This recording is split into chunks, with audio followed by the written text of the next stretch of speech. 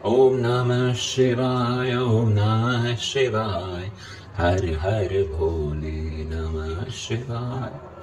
भोलेनाथ की इस कथाओं की सीरीज में आप सबका स्वागत है। वैसे देखिए, मैंने आपको 12 ज्योतिर्लिंग की कथाएं आपको सुनाई थी और वही भोलेनाथ की महिमा 12 ज्योतिर्लिंग नहीं, बाकी जहां जहां पर भगवान भोलेनाथ की पूजा होती है उन सब की कथाएं आपके सामने प्रस्तुत करता हूं। आज हम बात करेंगे हिमालय में, कश्मीर में बैठे अमरनाथ बाबा बर्फानी के बारे में। बोले अमरनाथ भगवान की जय, बोले शंकर महादेव की जय। आपने टीवी में देखा होगा, बम बम भोले करते हुए भोले के भक्त जाते रहे हैं अमरनाथ में। अमरनाथ की यात्रा कठिन यात्रा है। वो बर्फ का जो लिंग होता है, तो बर्फ का वो लिंग खुद ब खुद प्रकृति उसे बनाती है और उनका दर्शन करने के लिए लोग न जाने कहां कहां से अमरनाथ जी का दर्शन करने के लिए आते हैं। अमरनाथ से जुड़ी कथा क्या है मैं आपके सामने प्रस्तुत करता हूं। अमरनाथ, एक बार ये कथा श्रीमद् भागवत में कही गई है कि एक बार माता पार्वती जी ने भगवान भोलेनाथ से पूछा था कि हे भोलेनाथ, आपने ये जो मुंड माला पहने हुए हैं ये किसके हैं और कहां से आते हैं? तो तब भोलेनाथ ने कहा कि देवी पार्वती, तुम न जाने कितने जन्म लिया मुझसे ब्याही और फिर अपना शरीर त्याग दिया, तो तुम्हारे हर एक जन्म का जो मुंड है, जो सिर है, वो इस माला में है। तो पार्वती ने कहा कि अब इस जन्म में मुझे न मरण हो और आपके साथ हमेशा मुझे रहने का हो, तो मुझे चाहिए कि आप ऐसा कोई उपाय बताइए हमको कि हम हमेशा आपके साथ रहें, मेरा मरण ना हो। तो तब भोलेनाथ ने कहा कि तुम्हें ना अमर कथा सुननी चाहिए। तो माता ने कहा कि हाँ जरूर, लेकिन इस अमर कथा में और कोई ना सुने, सिर्फ आप और हम, सिर्फ भोलेनाथ जी और माता जी। तो चलो ठीक है, वो जगह ढूंढने के लिए निकल पड़े। अभी जैसे ही ढूंढने के लिए निकल पड़े तो भोलेनाथ जी ने अपना जो नंदी है, नंदी एक जगह छोड़ा जिसका नाम था पहलगांव। पहले जमाने में इसको बैलगांव कहा जाता था, वहां पे नंदी छोड़ा। फिर आगे बढ़े तो चंदनबाड़ी में चंद्रमा को छोड़ा। फिर आगे बढ़े और शेषनाग में नागराज जी को छोड़ा। नागराज, उसमें वहां पे शेषनाग झील है। कहा जाता है कि भोले का वासुकी नाग वहां पर अभी भी विराजमान है। फिर महागुना नाम की एक जगह में, वहां पे गणपति कार्तिकेय को छोड़ा था। फिर एक जगह है जिसका नाम कहते हैं पंचतरणी में उन्होंने गंगा जी को छोड़ा था वहां पे। और पंचमहाभूत जिसे धरती, आकाश, जल, वायु, अग्नि कहते हैं, इस पंचमहाभूतों को छोड़ दिया। इन सबको छोड़कर ये अमरनाथ की गुफा में अंदर गए। दोनों, भोलेनाथ और माता पार्वती दोनों अंदर गए और भोलेनाथ ने अपने चारों तरफ रुद्र की अग्नि, जिसे कहते हैं कालाग्नि, वो बिछाई थी। कहा था कि ये कथा कोई भी जीव न सुने, इनकेस सुनेगा तो वो जलकर भस्म हो जाएगा। लेकिन भोलेनाथ जी को के जो शेर की खाल थी, उस खाल के नीचे एक तोते का बच्चा था। तो वो तभी पैदा हुआ था, वो खाल के नीचे था। और कहा जाता है कि वहां पे 2 कबूतर भी वहां पर है, उन्होंने भी कथा सुनी थी, अमर कथा। अभी भी आप यात्रा करने जाइए ना, वो 2 कबूतर आपको जरूर मिलेंगे। अब उस तोते, छोटा जो तोता था ना, वो भी वहां पर बैठ गया और अमर कथा सुनने लगा। अब भोलेनाथ ने कहा कि पार्वती, मैं आंख बंद कर अमर कथा सुना रहा हूं और जैसे ही मुझे अचेत पड़े कि तुम कथा सुन रहे हो, हुम स्वामी बोलना। तो पार्वती ने कहा ठीक है। अब धीरे धीरे क्या हुआ, पार्वती जी को कथा में नींद आ गई और पार्वती जी का आवाज लेकर उस शुक ने हुम स्वामी कहा। तो वो शुक जो था ना, वो उन्होंने कथा सुन ली, अमर कथा सुन ली। तो भगवान भोलेनाथ जी को देखिए, अभी भी आप भोलेनाथ अमरनाथ जी का वो लिंग देखेंगे ना, वहां पर साक्षात जैसे भोलेनाथ जी विराजमान है, और बाजू में दो लिंग आइस के बने हुए हैं। ऐसे लगता है कि वहां पर माता रानी विराजमान है, माता पार्वती, और गणेश जी भी विराजमान है। और ये कथा जैसे ही भगवान भोलेनाथ ने बंद किया तो देखा तो माता पार्वती तो सो गई है। तो हुम स्वामी किसने, कौन कह रहा था? तो देखा तो एक तोते ने हुम स्वामी कहा। तो भगवान को गुस्सा आ गया और त्रिशूल लेकर उस तोती को मारने लगे। तोता उड़ता उड़ता उड़ता उड़ता वेद व्यास जी के पत्नी के घर में आ गया। तो वेद व्यास जी वहां पर भी आ गए, भोलेनाथ त्रिशूल लेकर आ रहे हैं।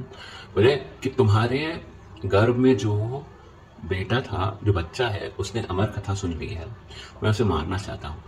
वेद व्यास ने कहा कि भोलेनाथ आप तो भोले ही रह गए, उसने कथा सुन लिया, अमर कथा सुनी है, ये मरने वाला नहीं है। तो भोलेनाथ ने कहा मैं उसे दंड दूंगा, 1 साल तक अनशन में बढ़ेगा कि जब तक ये बाहर निकले तो मैं दंड लूं। तब वेद व्यास ने कहा इसने तो अमर कथा सुनी है, भगवान की कृपा है इसके ऊपर, तो इसलिए आप ये जिद छोड़ दीजिए।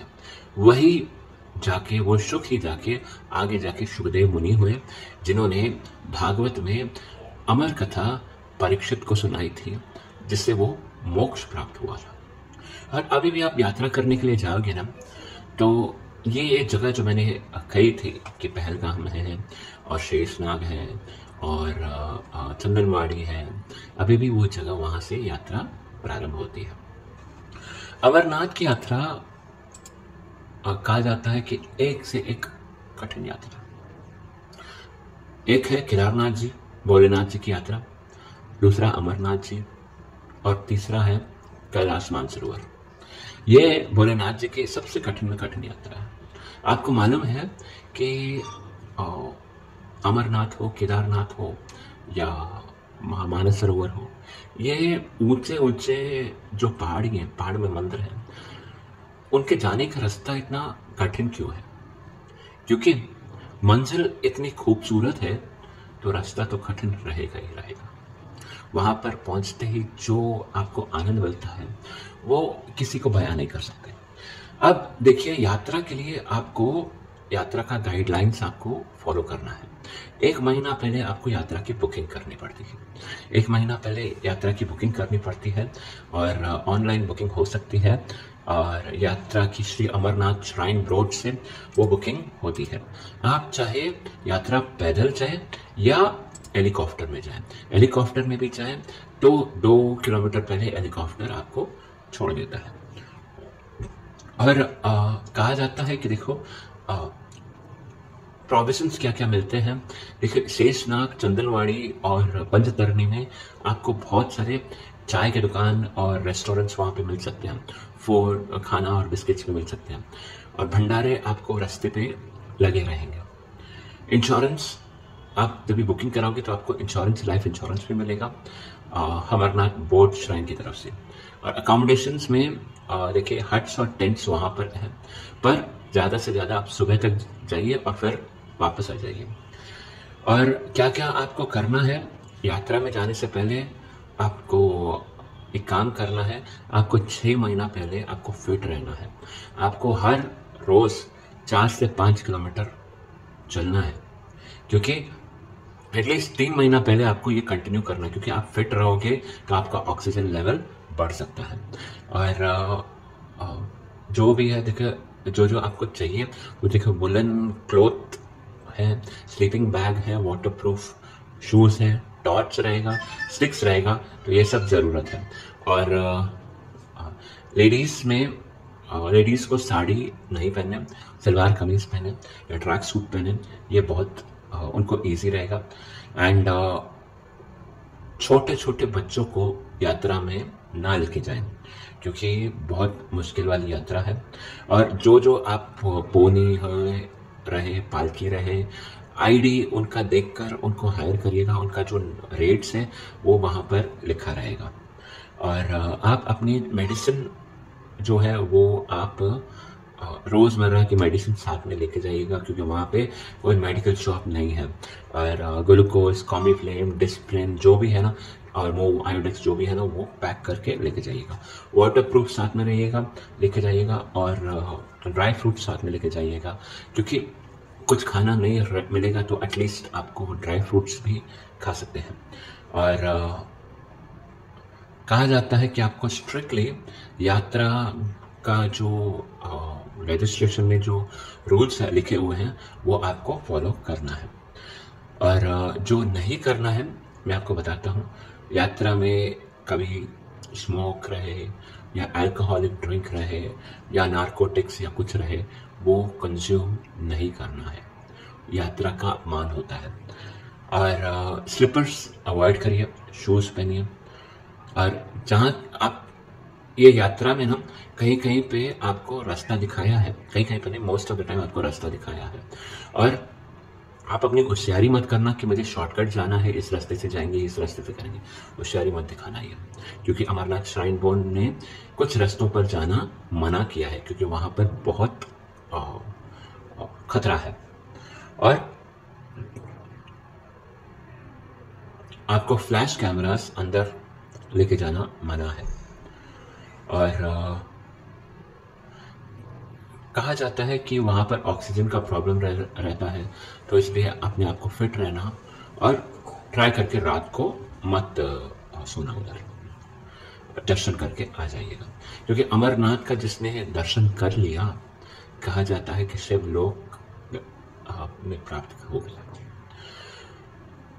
ये यात्रा आप करिएगा जरूर, लाइफ में एक बार अमरनाथ का दर्शन करिए, क्योंकि ये बहुत ही प्राकृतिक सौंदर्य है वहां पे, और one of the life changing experience हो जाएगा।